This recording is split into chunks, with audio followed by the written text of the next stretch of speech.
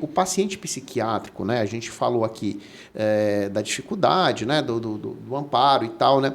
Mas por que o paciente psiquiátrico, muitas vezes, ele gera um pouco de desconforto? Isso tem que ser falado. De desconforto das pessoas que cuidam dele, de aceitar o quadro, acho que é o primeiro passo, aceitar o quadro, e de segundo, de buscar o tratamento, né? Porque, assim, a gente teve esse relato das famílias lá atrás que escondiam, né, os familiares e tal, mas, assim, ainda tem definitivamente um pouco disso, né? Eles são pessoas que são colocados, normalmente não participam de reuniões familiares e tal. Isso não é uma realidade para muita gente hoje em dia, né? Por que dessa dificuldade das pessoas a aceitarem o quadro do paciente e buscarem ajuda?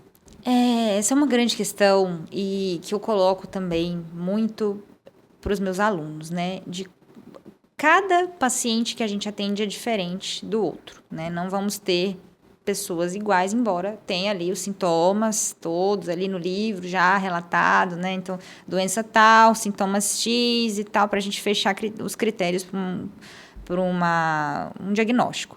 Mas um paciente nunca vai ser igual ao outro. Então, muitas vezes aquilo que o paciente traz de desorganização, de conteúdo do pensamento, às vezes, por exemplo, vou citar um caso mais grave, né? Um paciente que tem um delírio persecutório. O que é um delírio persecutório? É quando ele acha que tem pessoas lhe perseguindo, pessoas atrás dele, pessoas lhe vigiando, que tem câmeras, né, olhando para ele, que tem câmeras instaladas no quarto. São delírios persecutórios, né? As pessoas que estão em volta e que não têm esse tipo de alteração do pensamento, elas não sabem lidar, porque não é uma doença comum, né?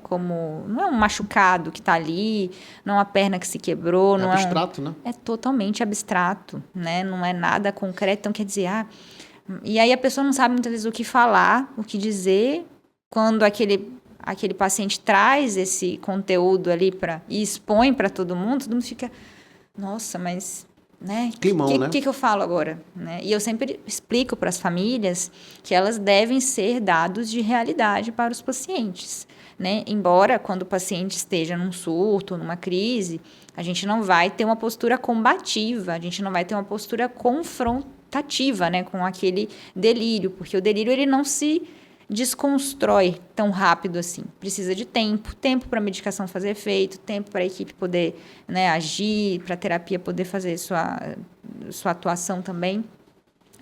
Mas não é uma doença comum, então as pessoas não sabem lidar. E tem um outro fator também, por exemplo, mas hoje eu tô triste, vamos supor.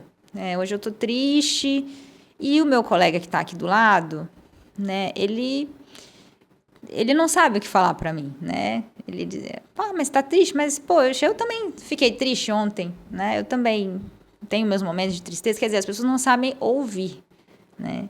Então, não sabem acolher. Então, hoje eu tô triste, por que a outra pessoa simplesmente não chega e fala, mas o que aconteceu, né?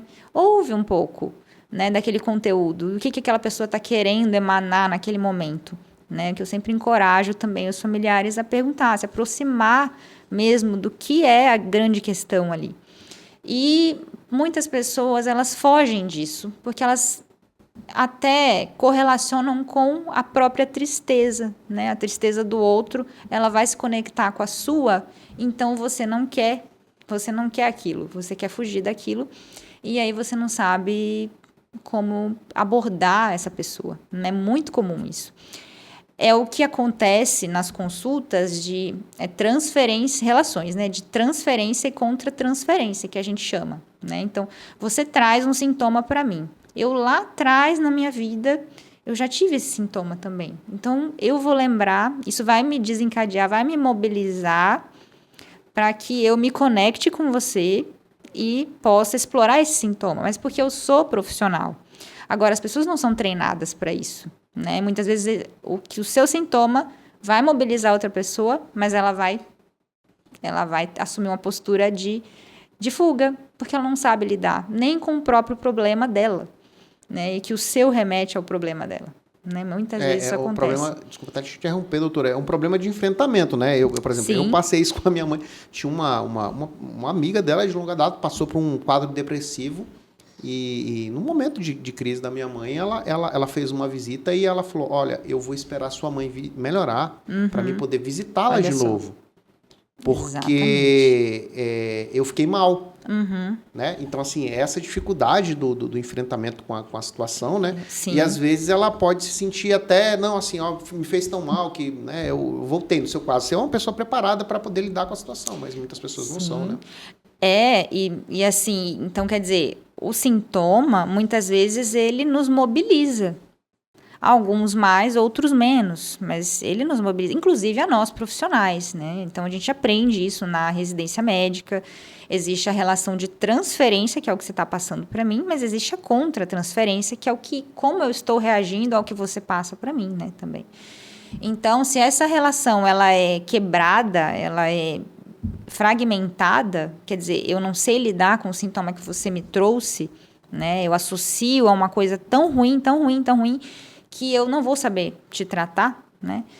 Isso acontece muito com alguns profissionais e a gente também precisa reconhecer os limites, né? Eu tenho colegas, por exemplo, colegas psicólogos que não atendem determinados tipos de casos clínicos mesmo. Histórias de, por exemplo, abuso sexual, histórias de feminicídio, né?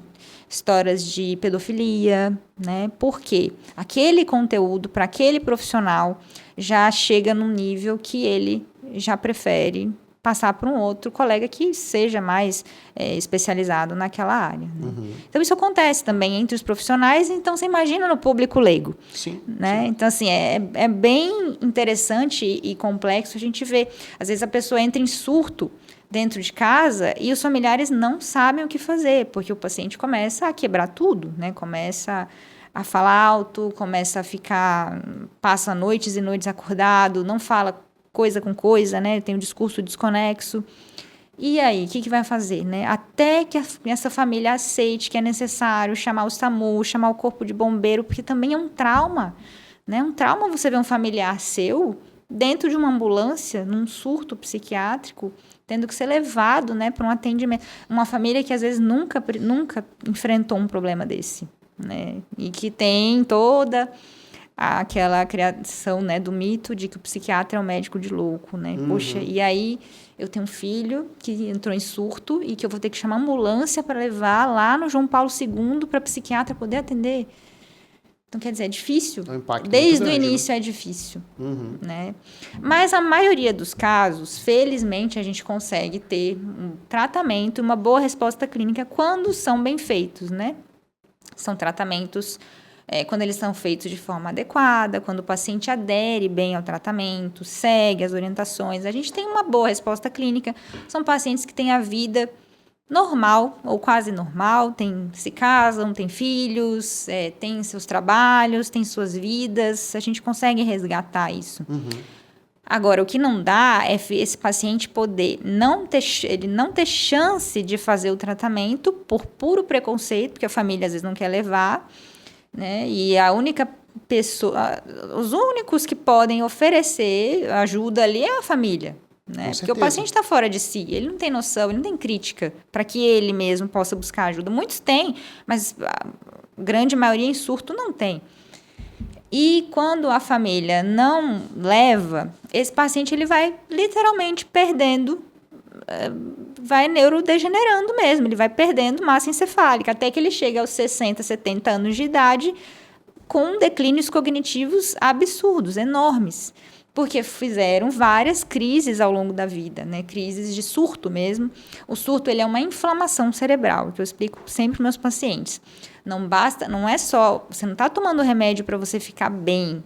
Você está tomando remédio para a gente preservar o teu cérebro, para que você chegue lá nos 70 anos e você não perca mais neurônios do que normalmente você vai perder.